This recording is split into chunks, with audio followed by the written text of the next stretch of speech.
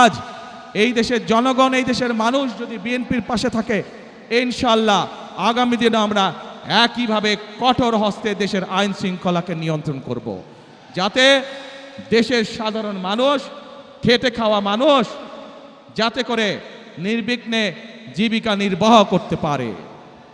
প্রিয় ভাই বোনেরা, আমরা যতই পরিকল্পনা গ্রহণ করি, আরেকটি বিষয় আছে, যদি সেই বিষয়টিকে আমরা নিয়ন্ত্রণ না করি তাহলে আমাদের কোনো পরিকল্পনা সফল হবে না। কি সেটি? সেই বিষয়টাও বিএনপি অতীতে প্রমাণ করেছে একমাত্র বিএনপির পক্ষেই সম্ভব সেই বিষয়টিকে নিয়ন্ত্রণ করা, এবং সেটি হলো দুর্নীতি।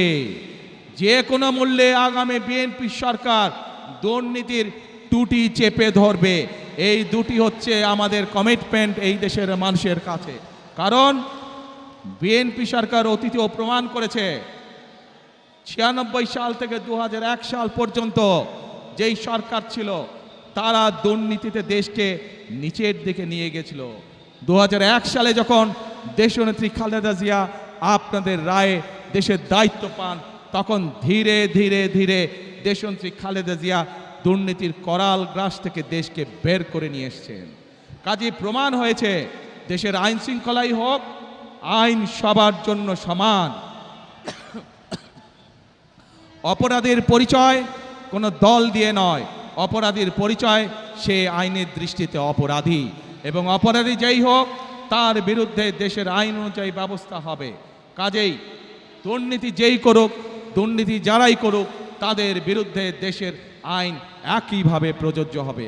কাজেই পরিষ্কারভাবে আজকে আমি আপনাদের সহ এখানে হাজার লক্ষ মানুষের সামনে পরিষ্কারভাবে বলে দিতে চাই, আমরা যেসব পরিকল্পনা গ্রহণ করেছি সেই সব পরিকল্পনার মধ্যে কেউ যদি আইন শৃঙ্খলা ভঙ্গ করে বা দুর্নীতির মাধ্যমে সেগুলিকে বাধাগ্রস্ত করেন, তাদেরকে কোনো ছাড় আমরা দেব না ইনশাআল্লাহ। প্রিয় ভাই বোনেরা, আজ সময় এসেছে পরিবর্তনের। এই পরিবর্তনকে যদি সত্যিকারভাবে মিনিংফুল পরিবর্তন করতে হয়, দেশের মানুষের ভাগ্যের পরিবর্তন করতে হয়, তাহলে আমাদের সকলকে আজ ঐক্যবদ্ধ থাকতে হবে।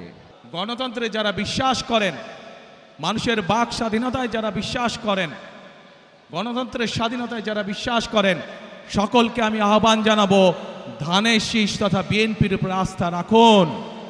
ইনশাআল্লাহ ধানের শীষ এবং বিএনপি নির্বাচিত হলে আপনাদেরকে সাথে নিয়ে, এই দেশের খেটে খাওয়া মানুষকে সাথে নিয়ে বিএনপি তাদের প্রত্যাশিত বাংলাদেশ গড়ে তোলার কাজে হাত দেবে ইনশাআল্লাহ, অতীতের মতন। প্রিয় ভাই বোনেরা, সেজন্যই আমি সবসময় একটি কথা বলে থাকি, গড়ব কাজ, করব কাজ, গড়ব দেশ, সবার আগে বাংলাদেশ।